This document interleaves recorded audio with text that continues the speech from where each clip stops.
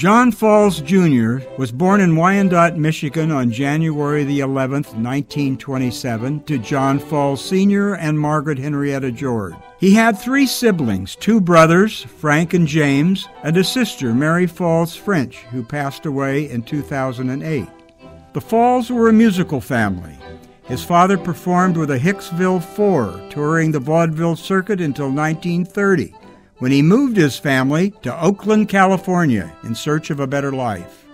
While John was attending East Bay schools, his father formed the Victory Players, a group that performed only Gilbert and Sullivan, and also served as director of Woodminster Amphitheater in the Oakland Hills for 15 years. Every member of the family was expected to take part in the Senior Falls shows, with Mom making costumes, the kids performing, and Dad directing and recruiting outside talent such as David Brubeck.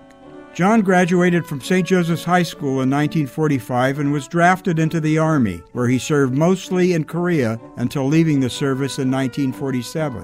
When he left the military, John and his brother Frank began looking for jobs and were hired to dress and change window displays at Goldman's, an Oakland women's store. From there, they moved to Florsheim Shoes in San Francisco, where their boss observed that they were visual merchandisers, not window dressers. John never forgot that. In 1952, John moved to Stockton and boarded with the Deerink family, where he met Ernie Reed and John Ball, owners of John Ball's Men's Clothier. John accepted a job offer along with the Deerink son Bob, where they worked for 5 years. In 1953, Bob introduced John to Noreen Poggi, the daughter of an Italian farmer and a Stockton native. They were wed on May the 29th, 1954, at St. Gertrude's Church.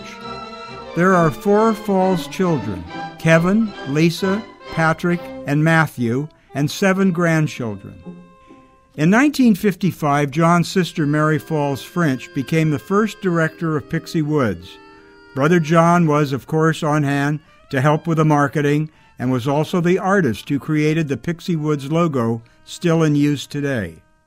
In April 1957, John and Bob Deerink opened John Falls Men's Shop, where they operated their business on Pacific Avenue in 2 locations for 35 years.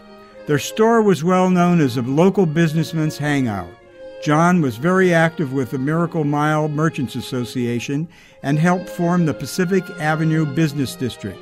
After closing his store in 1992, John worked at Spike's and Lincoln Center and for the Patrick James clothing chain.